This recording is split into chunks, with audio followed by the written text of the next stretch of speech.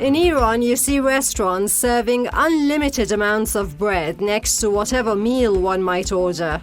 And the yogurt and cheese to go with the bread don't normally complain. Rose petal, pistachios and walnuts blend well if you know how to apply them. Correct. We are here to talk about Iran's agricultural resources today. Agricultural sustainability and independence, rather, in the face of US maximum pressure sanctions. Because yes, the sanctions are still in place and they're even affecting food and drug availability. Stay with me, Leila Faromarzi, on Iran Today to see how Iran, this mini continent of 4 seasons, is doing.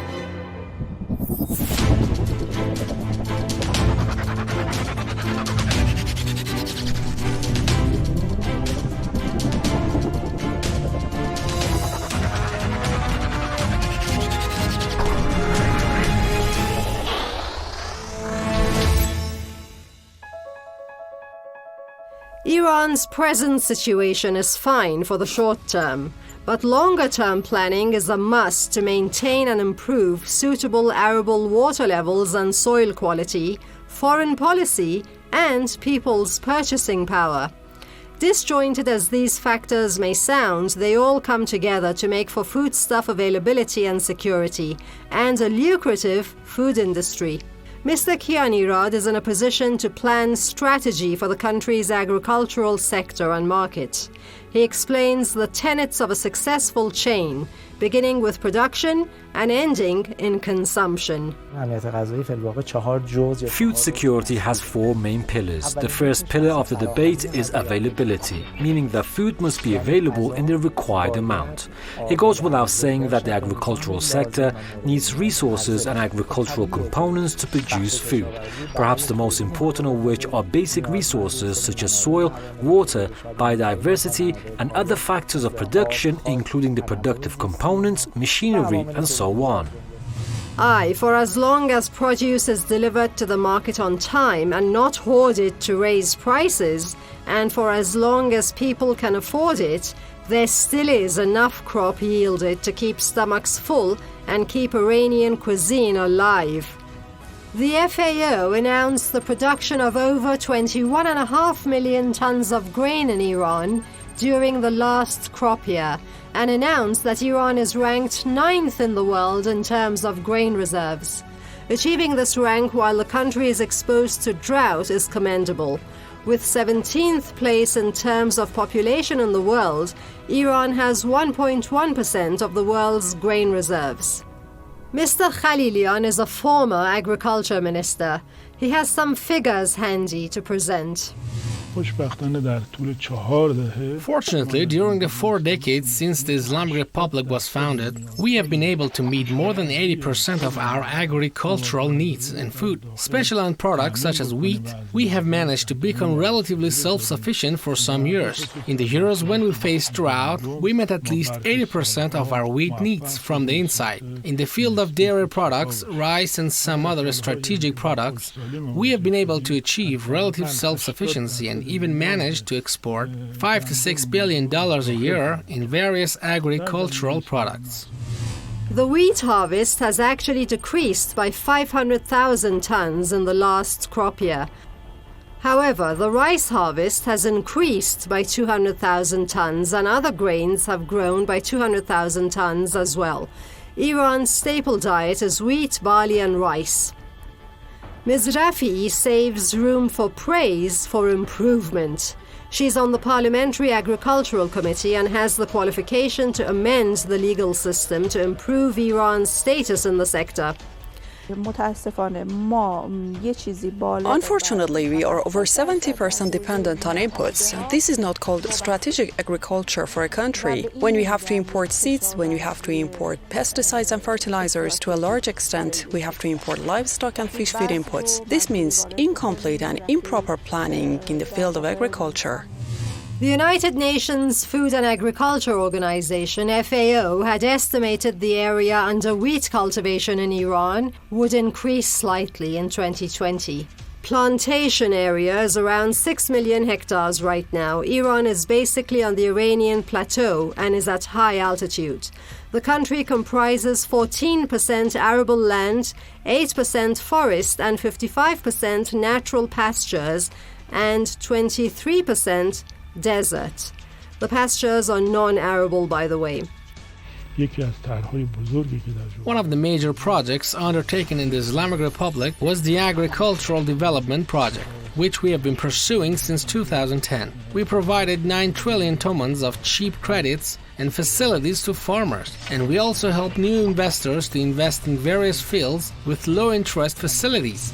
In March 2020, the government announced its plans to purchase nearly 75% of the domestic wheat production.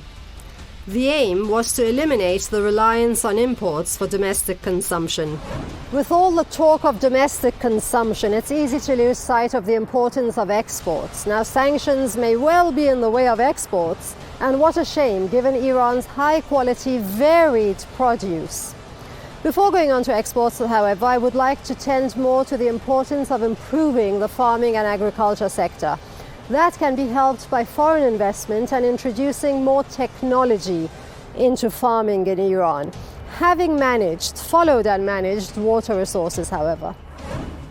As per any sector, exports must move, however, from raw sales to the sale of processed material and standardly packed, preferably organic foodstuff and food products. Mr. Sheikhi is an economist who can list as many impediments to exports as there are letters in the alphabet. Here are some of those reasons. Unfortunately, Iran has a very small share in the global agricultural market, which is also a lucrative one. This is because, unfortunately, we have not, and still do not have, an integrated trade policy system based on the model of a resistive economy. I will mention some of the problems here on a case-by-case basis. One of the problems is bureaucracy. The second is a lack of coordination between organs. And furthermore, we don't have a specific body that is responsible for the export of agricultural products. The government had wanted to attract $8 billion over 4 years by foreign investment in the agricultural sector. That was before the 2015 JCPOA or nuclear deal, which would have facilitated just that by lifting sanctions off Iran in return for this country limiting its peaceful nuclear program.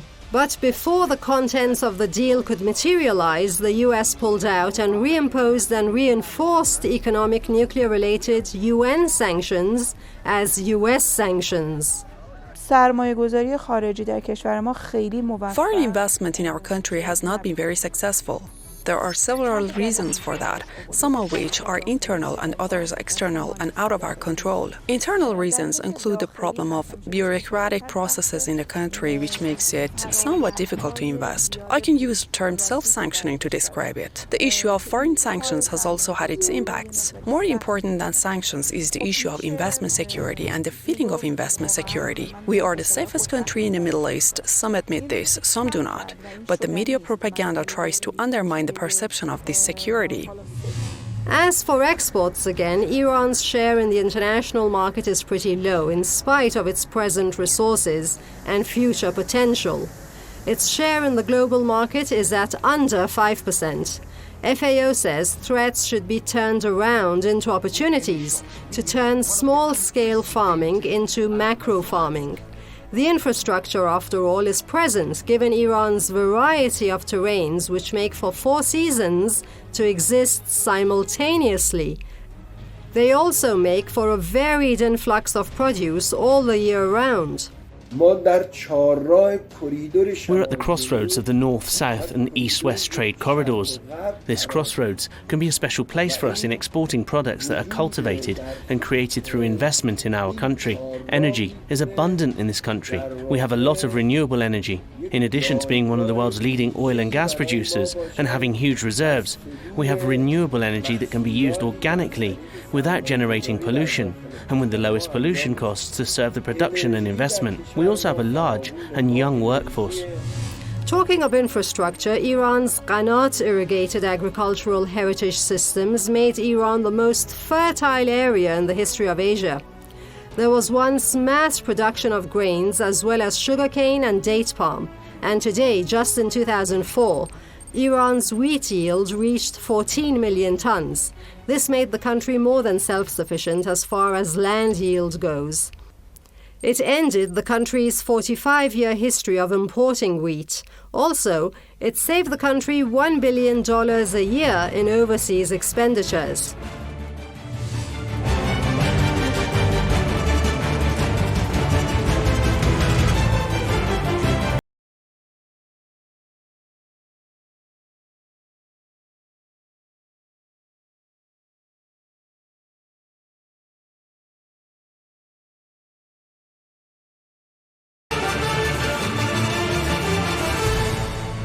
Time for a short break. We'll be back in no time.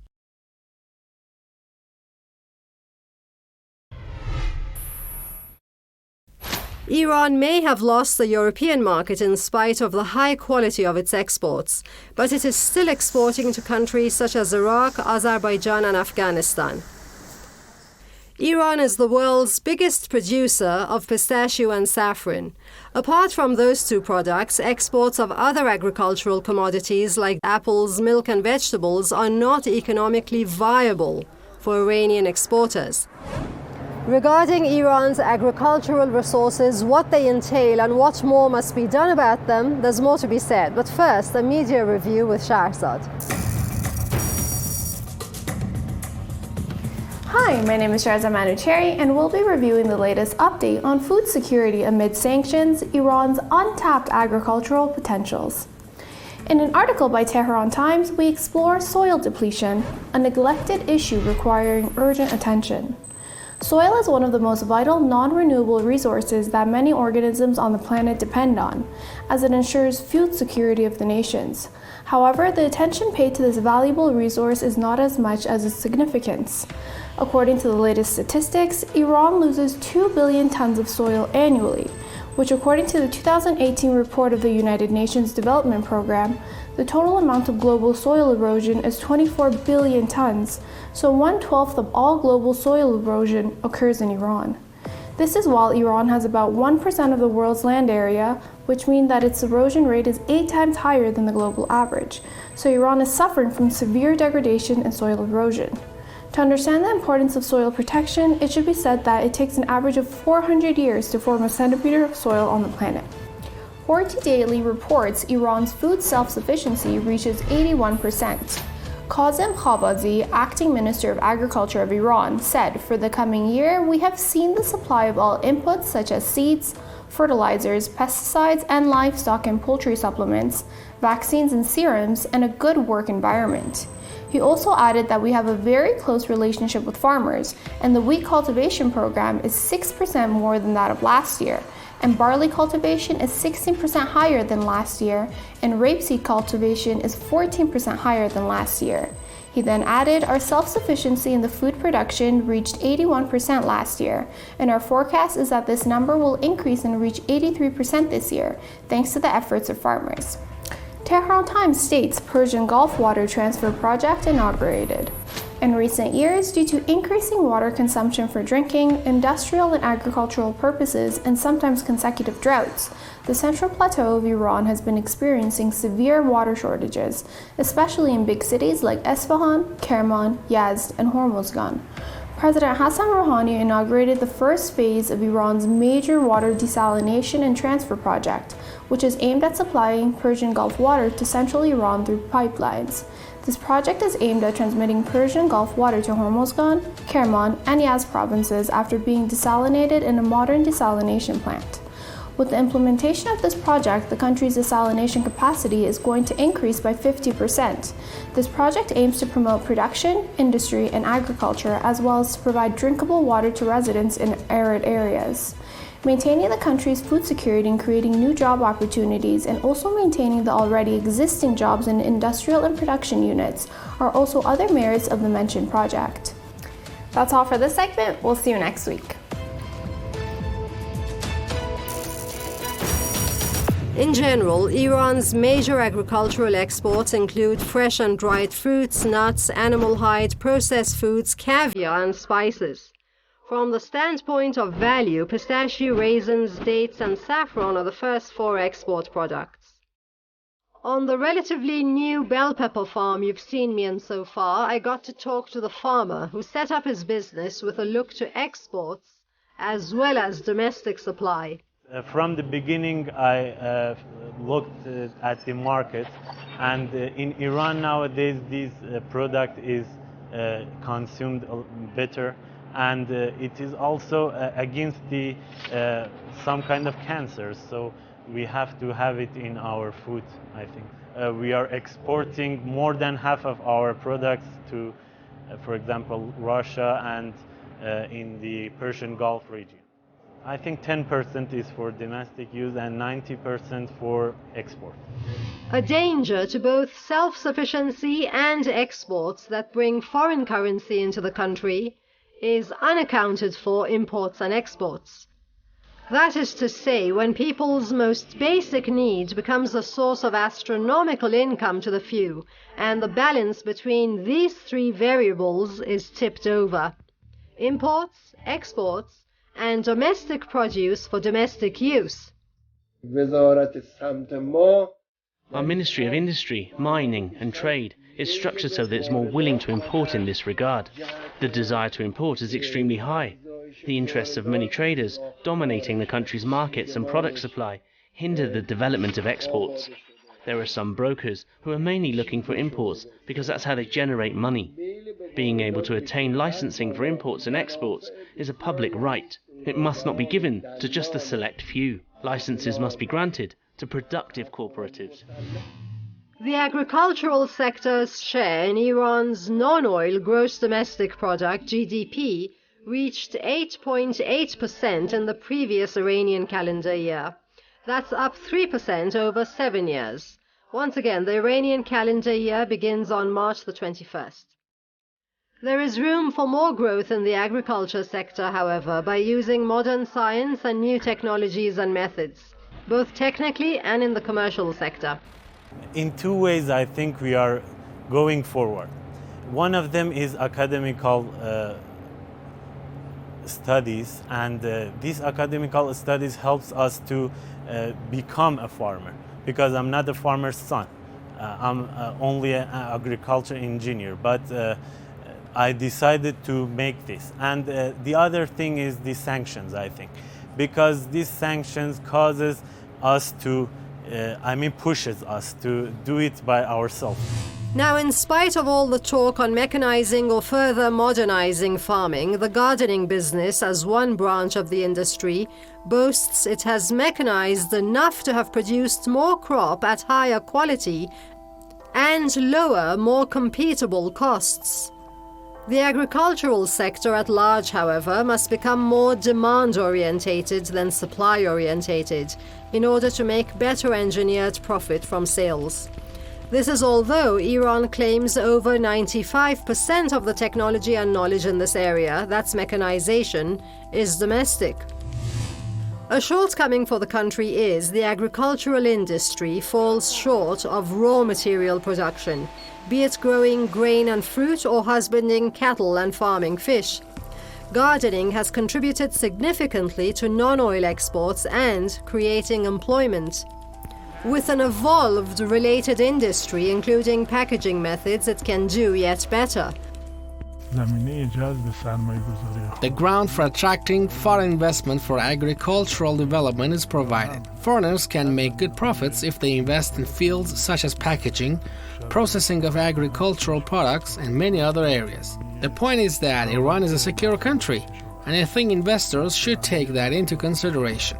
Iranian government guarantees their original capital and the profit thereof. Now we can toil all we want, but with climate change and population growth and now a viral pandemic at large, planning is key to carrying on. Crops and the sustenance and money they secure can only be guaranteed by the health of Mother Earth, her water and soil. Over the past centuries, due to population growth and the need for food, and not only in Iran but all over the world, we had to take the water out of the ground, build a variety of dams and allocate more for the urban and industrial use and less for the agricultural sector. Failure to control water consumption patterns in the drinking and industrial sector, locating water-demanding industries such as steel factories away from parts of Iran like the north and the south where we have huge water resources, and instead running them in deserts in central Iran, have all been policies that have jeopardized the country's water balance and water security. The UN's Food and Agriculture Organization, FAO, is out to help Iran in this regard, while Iran itself is investing in its youth at knowledge-based companies. This is of paramount importance given major water resources have been desiccated by overuse and excessive deep well digging, beginning with the administration past. چاره‌ای نداریم که بریم به سمت سرمایه‌گذاری بر روی. We have no choice but to invest in technology and knowledge-based institutions. The sanctions target both our foreign investment and our ability to import the technology we need. The solution is to take steps similar to other countries that have been sanctioned and threatened. They have relied on domestic resources and not on capital and technology coming from abroad. The role of watershed management and water distribution management in achieving important statistics in the field of agriculture is significant, but there is yet work to be done. FAO has a project to implement in Iran to assist this country in rehabilitating its soil and water resources and enhancing the resilience of the agriculture system and rural communities, resilience to climate change and climatic disasters. Now, two important water resources to replenish are the Qazvin Plain and Urmia Lake Basin. A prerequisite to doing so is water accounting and mapping evapotranspiration. Water accounting is the process of collecting, analyzing, summarizing, and reporting water-related information. It reveals how water is used across different sectors and helps shape and understand the benefits and existing trade-off of the water allocations and use patterns. And the integrated and cross-sectoral presentation of the information on water accounting helps users, that's decision makers, see the bigger picture. It is important to assess and map agroecological zones and water availability to develop appropriate crop patterns. The development and implementation of different crop patterns contributes to higher land productivity, in other words, increased crop production. ما در کمیسیون We have several points of view in the Agriculture Commission. One is why, for example, the main livestock feed in our country should be corn, which we can't grow inside Iran. There are plants and fodder that can be grown anywhere without special care in our country, which has a hot and dry climate. We must have an approach toward non-dependency on some inputs. It's not like we make a decision this year and reap the rewards next year. But we can make the right decisions for the coming years, which I think will have a positive outcome. It is noteworthy as far as self-sufficiency in production and supply goes, the matter of comparative advantage shouldn't be overlooked, hard as that may be with sanctions in place. Because to produce all one needs will in the long term only exhaust the infrastructure to produce agricultural requirements, more than it already has. All matters considered, it's the farmer that has to put theory into practice. Our farmer, who is young, unlike a great many, has also, thanks to his college education, fully mechanized his plantation. In lots of aspects, they are different. One of them is that we have a 7-meter height, and even everything is controlled by the smart climate control system, which helps us to use less people to help us, and we are doing these kind of things by hand in the other farms, but in this farm everything is automatically done. FAO is holding an e-learning program in Iran to equip experts with the knowledge and skills to implement REWAS, R-E-W-A-S. That's the advanced approach of real water savings. The approach uses the concept of following the water. Given this concept, drainage, runoff, and percolation to the underground are no longer losses. because downstream users can use these recoverable waters. This beauty spot is going to make sure to keep the flow of golden wheat and green bell peppers and red bell peppers going. There's always going to be those who'll make sure of that against all odds. Thanks for watching. Do return to the box at the same times next week and each week after. And don't forget to leave your comments and topic requests. Bye for now.